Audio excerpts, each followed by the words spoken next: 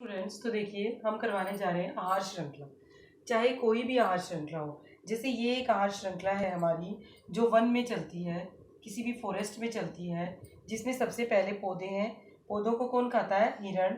और हिरण को चीता, शेर, इस तरह से मांसाहारी। इसी तरह घास के मैदान की बात करें तो घास को कोई छोटे कीट खाएंगे, उसको मेंढक खाएंगे। मेंढक को खाने वाला सांप है, सांप को खाने वाला बाज, चील, इस तरह से।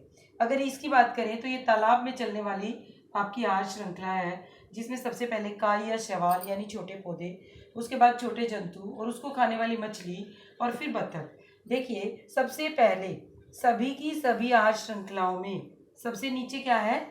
पौधे, जिनको हम क्या बोलते हैं? उत्पादक। क्या है ये सारे?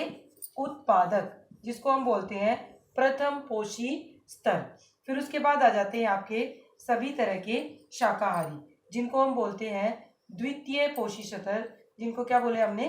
शाकाहारी। और पोषी स्तर कौन सा आ गया आपका? द्वितीय, यानी शाकाहारी द्वितीय पोषी स्तर पे है। और प्राथमिक उपभोक्ता है। क्या है? प्राथमिक उपभोक्ता। उपभोक्ता प्राथमिक लेवल के हैं, लेकिन पोषी स्तर आपका कौन सा आ गया? सेकेंडरी, यानी द्वितीय पोषी स्तर, क्योंकि ये दूसरे नंबर पे है। उसके बाद देखिए जो चीता है, मेंढक है या मछली है, ये किस पे आ गए? आपके तृतीय पोषी स्तर पे। किस पे आ गए? तृतीय पोषी स्तर पे आ जाते हैं, या फिर आप क्या कह सकते हो इसको? द्वितीय उपभोक्ता। ये याद रखना है, क्वेश्चन इससे रिलेटेड 100% आता है कि या तो वो किसी का भी एग्जाम्पल देकर पूछेगा कि वो उपभोक्ता कौन सा है।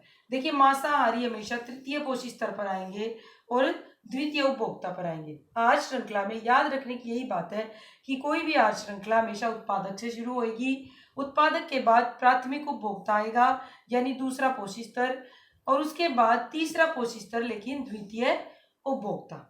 तो इस तरह से आहार श्रृंखला को आपने ये चीजें याद रखना मुश्किल नहीं है कि पौधे को किसने कहा, हिरण को किसने कहा।